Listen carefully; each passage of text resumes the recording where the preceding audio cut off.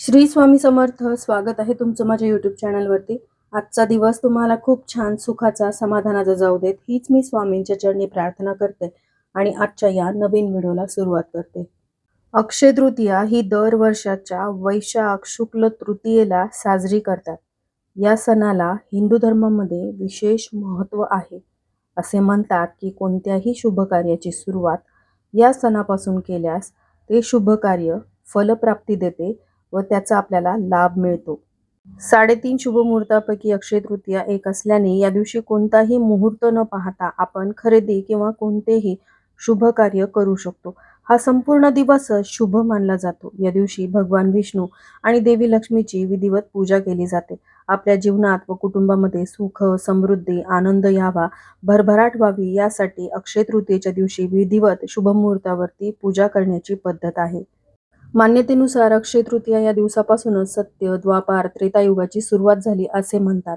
या दिवशी भगवान विष्णू व देवी लक्ष्मीची पूजा केल्यास धनप्राप्ती होते, तसंच आयुष्यामध्ये सुख समृद्धी येते व देवीची कायम कृपा राहते अशी मान्यता आहे. हा दिवस 3.5 शुभ मुहूर्तापैकी एक असला तरी या दिवशी पितरांची सेवा देखील केली जाते. पितरांसाठी दान, धर्म, तर्पण इत्यादी विधी केले जातात. तसंच प्रखरातील प्रखर पितृदोष जो आहे तो दूर करण्यासाठी या दिवशी पितरांसाठी काही सेवा व उपाय देखील केले जातात. आज या व्हिडिओमध्ये असाच एक अत्यंत साधा सोपा उपाय मी शेअर करणार आहे. या उपायामध्ये अक्षय तृतीयेच्या दिवशी कावळ्याला घरापुढे आपल्याला ही एक वस्तू खायला घालायची आहे. ही वस्तू तुम्ही कावळ्याला खाऊ घातल्यामुळे तुमचा प्रखरातील प्रखर पितृदोष जो आहे तो नष्ट होईल आणि तुम्हाला पितरांचे आशीर्वाद लागतील. तर असा हा उपाय नेमका कोणत्या वेळेमध्ये करायचा आहे आणि कावळ्याला जी वस्तू खाऊ घालायची आहे ती वस्तू कोणती आहे ही संपूर्ण माहिती जाणून घ्यायची असेल तर व्हिडिओ स्किप न करता शेवटपर्यंत बघा. चॅनलवर पहिल्यांदा असाल तर नक्की सबस्क्राईब करा आणि असेच नवनवीन माहितीपूर्ण व्हिडिओ बघण्यासाठी बेल आयकॉनलाही क्लिक करा. त्यामुळे जेव्हाही मी नवीन व्हिडिओ अपलोड करेल तेव्हा त्याचं नोटिफिकेशन सर्वात आधी तुम्हाला मिळेल आणि तुम्ही एक पण व्हिडिओ मिस करणार नाही. हिंदू धर्मात वर्षात येणाऱ्या 3.5 मुहूर्तांना अधिक महत्त्व आहे. त्यापैकीच एक असलेला अक्षय तृतीयेच्या दिवशीही अनेक शुभ गोष्टी घडतात. केवळ सोने खरेदी नाही तर या दिवशी काही उपाय केल्यानेही जीवनातील अनेक अडचणी दूर होतात. काही वेळा संकटांचा फेरा सुटत नसतो, घरात सतत अडचणी येतात. जेव्हा पितृदोष असतो तेव्हा अनेक अडथळे येत असतात. कोणत्याही नव्या कामाला यश येत नाही, त्यामुळे लोक तणावग्रस्त असतात. अशा परिस्थितीमध्ये ज्योतिषशास्त्रामध्ये पितृदोषाची शांती करण्यास सांगितले जाते. काही वेळा पितृदोषाची तीव्रता कमी असते तेव्हा पितरांसाठी काही उपाय केल्याने घरात शांती पसरते. पण बऱ्याचदा हे उपाय जे आहेत ते खर्चिक असतात आणि प्रत्येकाला हे उपाय परवडतीलच असं नाही. त्यामुळे अक्षय तृतीयेच्या दिवशी हा साधा सोपा उपाय करून देखील तुम्ही पितृदोषापासून मुक्ती मिळवू शकता, पितरांचे आशीर्वाद मिळवू शकता. ज्या व्यक्तींचे पूर्वज सुखी नसतात त्यांना हा दोष तयार होतो. दरवर्षी येणाऱ्या पितृपक्षामध्ये पितरांचे श्राद्ध न केल्याने, श्राद्ध विधीत भाग न घेतल्याने आणि पितरांच्या आत्म्याच्या शांतीसाठी पूजा न केल्याने हा दोष प्रबळ होतो आणि सर्व प्रकारच्या समस्या त्यांच्या जीवनामध्ये निर्माण होतात. यासोबतच तुम्ही तुमच्या पितरांचे योग्य प्रकारे अंत्यसंस्कार आणि श्राद्ध न केल्याने सुद्धा तुम्हाला पितृदोष लागू शकतो. तर पहा, अक्षय तृतीयेला गुरुग्रह अस्त असो वा उगवत असो या काळामध्ये पूर्वजांसाठी दान, पूजा, जप इत्यादी केल्याने माणसाला 1000 पट चांगले फळ मिळते. याविषयीचे वर्णन अनेक धार्मिक ग्रंथ पुस्तकामध्ये आहे. अक्षय तृतीया ही एक विशेष तिथी आहे ज्यात पितरांसाठी कार्य केले जाते. सोमप्रदोष, पितृ अमावस्या, अक्षय तृतीया इत्यादी काही तिथींना पितरांची सेवा करून पितरांना संतुष्ट केले जाते. आता तुम्ही म्हणाल की आमचे सासू सासरे हयात आहेत, मग तरी देखील आम्हाला पितृदोष आहे का? तर पितृदोष जो आहे तो 3 पिढ्यांचा असतो. तुमचे सासू सासरे, तुमचे आजच सासू सासरे आणि त्यांचे सासू सासरे असा 3 पिढ्यांचा पितृदोष असतो. आधीच्या पिढीकडून पूर्वजांची म्हणजेच पितरांची सेवा घडलेली नसेल तर त्याचा त्रास तुम्हालाही होत असतो, तुमच्या पिढीलाही पितृदोष लागू होतो. म्हणूनच तुमच्या बऱ्याचशा कामांमध्ये तुम्हाला अडथळे येतात. तुमच्या मुलाबाळांचे विवाहाचे योग जुळून येत नाहीत. बरेच वर्ष झाले तरी काही जोडप्यांना संतान प्राप्ती होत नाही. तुम्ही एखाद्या नवीन कार्याची सुरुवात करता पण तुमच्या त्या कार्यामध्ये तुम्हाला यश मिळत नाही, त्या कार्यामध्ये तुमची प्रगती होत नाही. तर या काही अडचणी किंवा हे जे अडथळे तुमच्या मार्गामध्ये येतात तर ते संपूर्णपणे नष्ट व्हावेत यासाठी पितरांची सेवा करून पितरांना संतुष्ट करायचे असते. ज्या घरामध्ये पितरांची सेवा केली जाते, पितृ त्यांच्यावरती संतुष्ट असतात, त्या घरामध्ये सर्व काही सुरळीत सुरू असतं.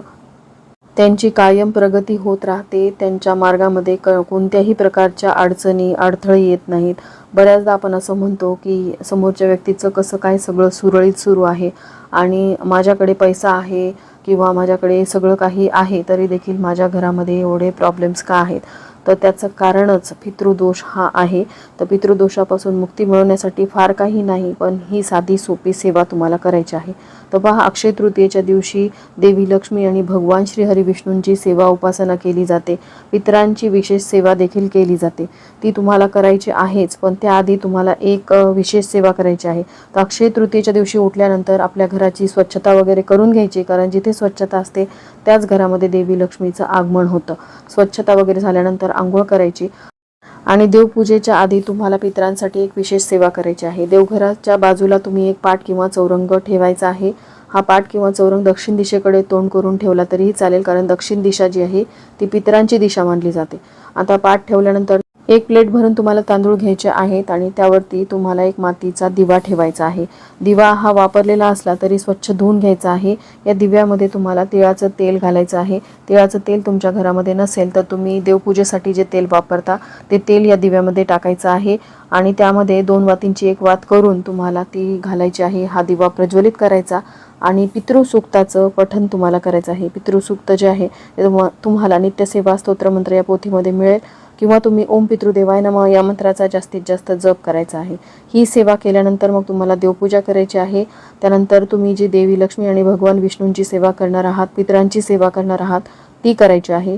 त्यानंतर आपण जो अक्षय तृतीयेच्या दिवशी स्वयंपाक बनवतो, आमरस आणि पूर्णावरणाचा स्वयंपाक आपल्याकडे बनवला जातो. हा स्वयंपाक तर आपल्याला बनवायचा आहेच, पण यासोबतच पितरांना संतुष्ट करण्यासाठी कावळ्याला जी वस्तू आपल्याला खाऊ घालायची आहे ती वस्तू म्हणजे आपल्याला खीर बनवायची आहे. बघा, तसं देवी लक्ष्मीला प्रसन्न करून घेण्यासाठी अक्षय तृतीयेच्या दिवशी खीर बनवावी. मग ती मखाण्याची असेल किंवा तुम्ही गव्हाची खीर बनवू शकता, पण जी आपल्याला कावळ्याला खाऊ घालायची आहे ती खीर आपल्याला तांदळाचीच बनवायची आहे.